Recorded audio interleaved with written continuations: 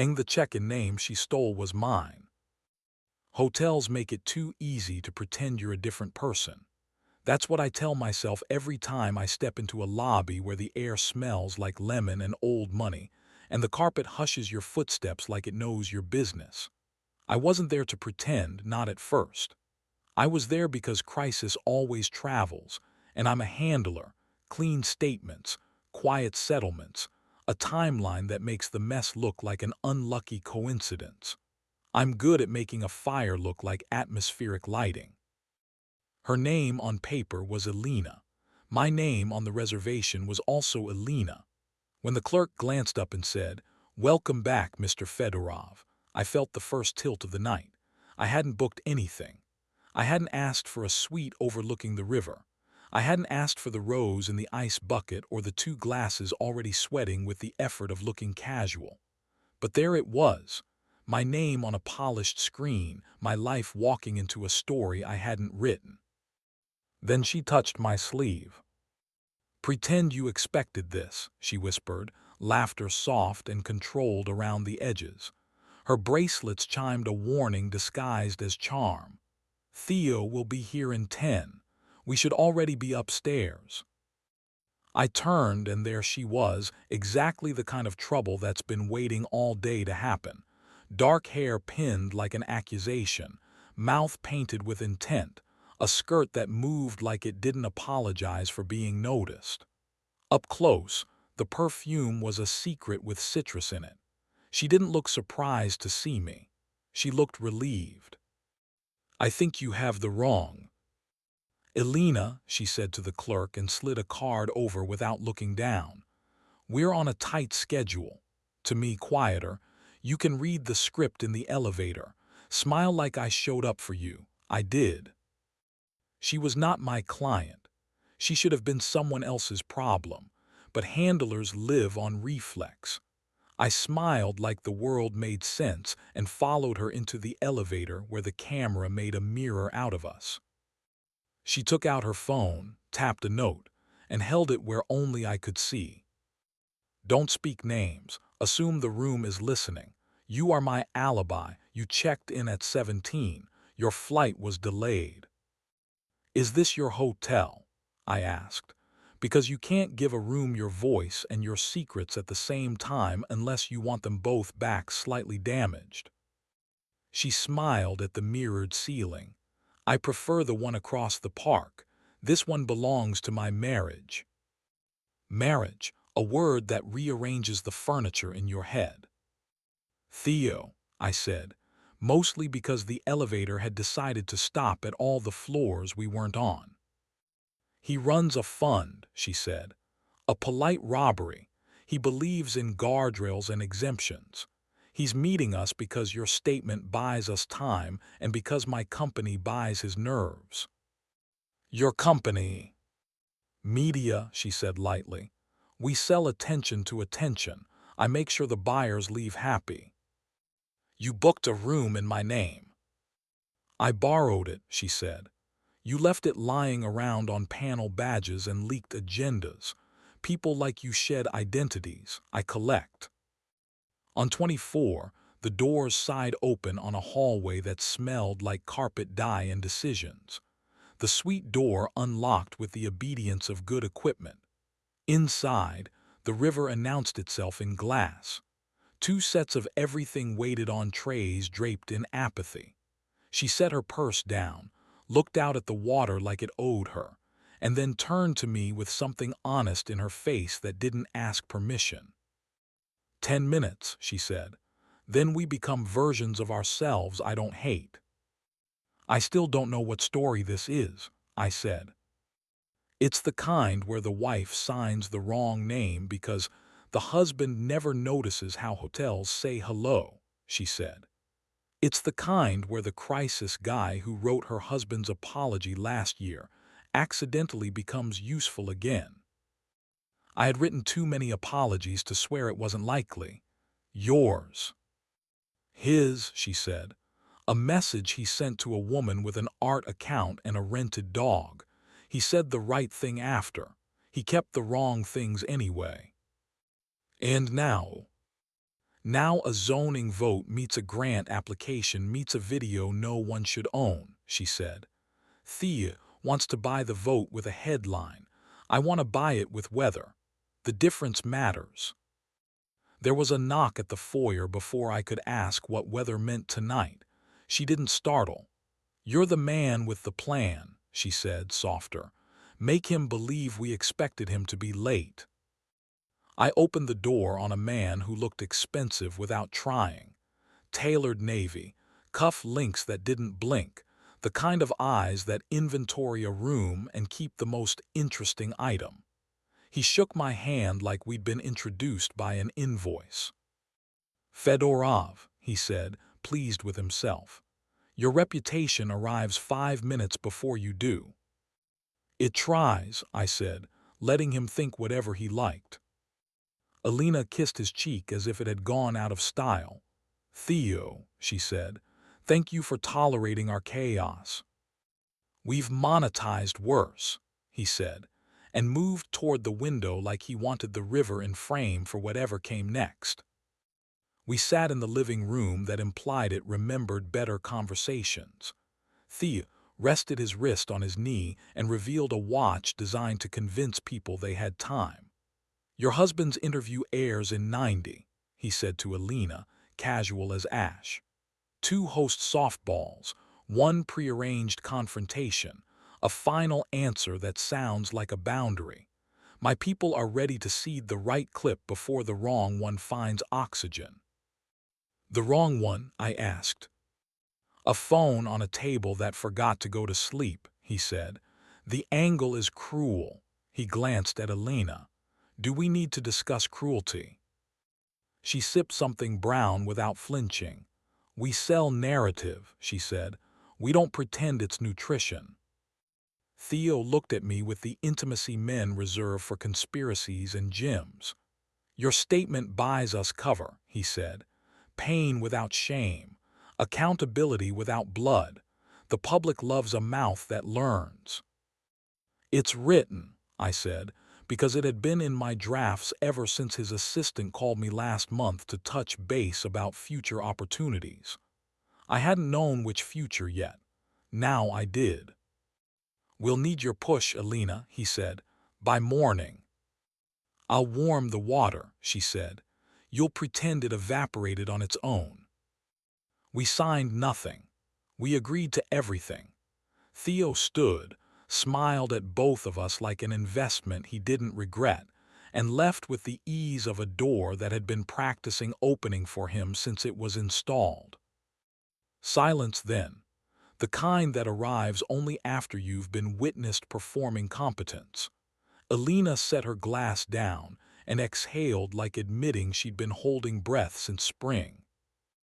"Now the part that isn't business," she said, stepping closer to me as if we were magnets who only remembered physics when we were tired. "You deserve honesty, and I deserve someone who doesn't weaponize it. You can start by telling me if I'm an alibi or an accident," I said. "Both," she said, and then I knew the room had a rhythm you could only hear if you leaned in. We didn't rush. YouTube would approve of how we behaved and still blush for us.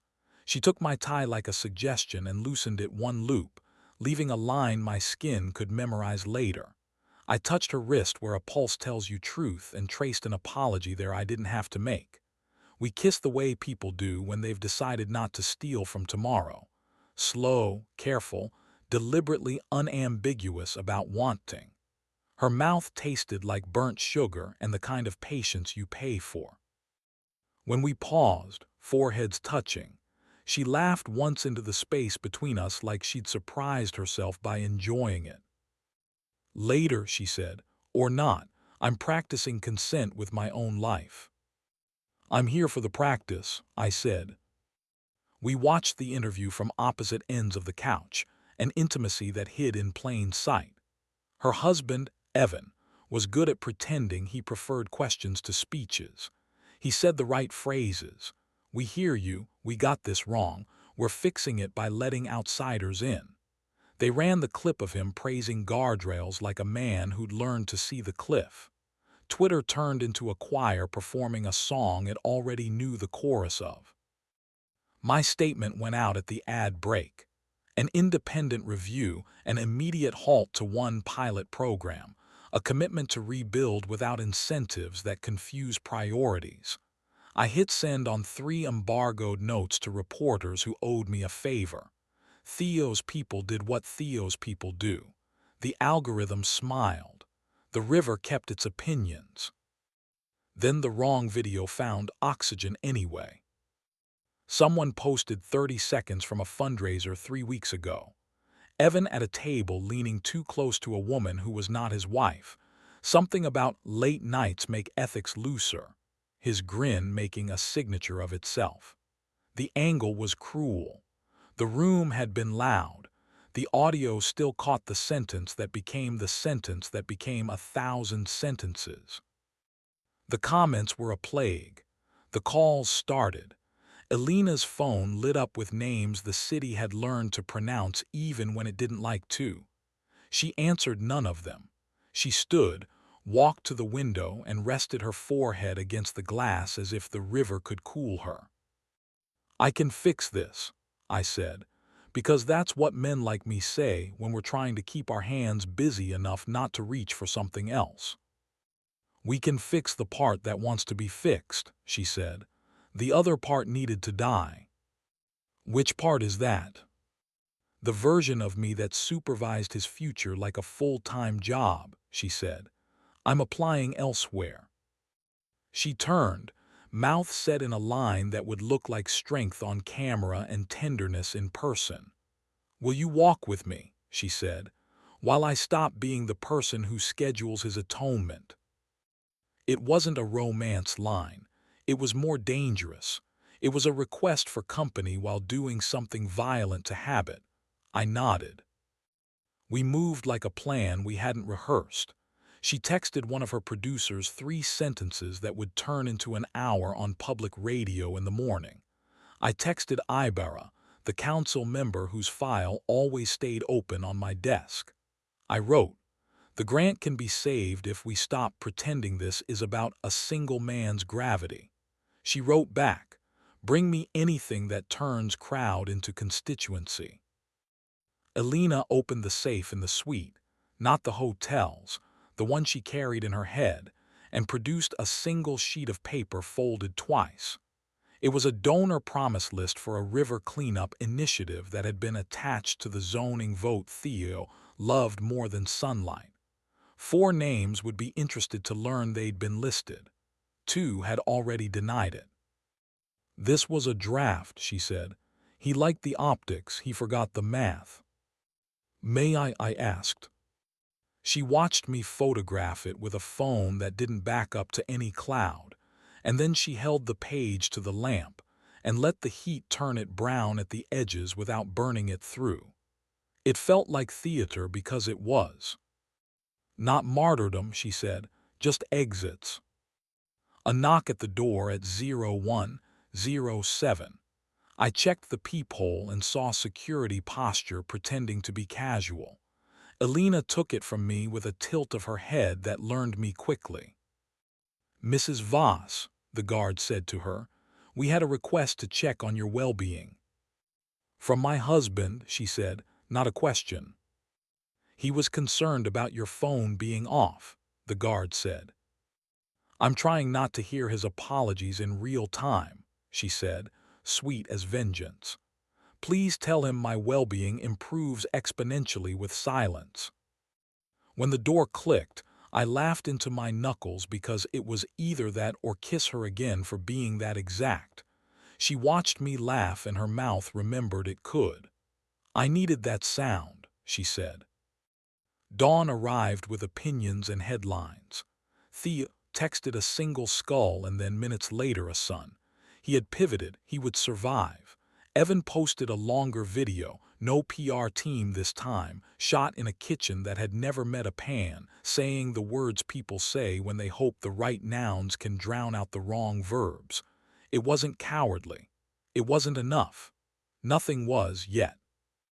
I walked Elena to the curb the way a stranger walks a city they might learn to love. We didn't touch.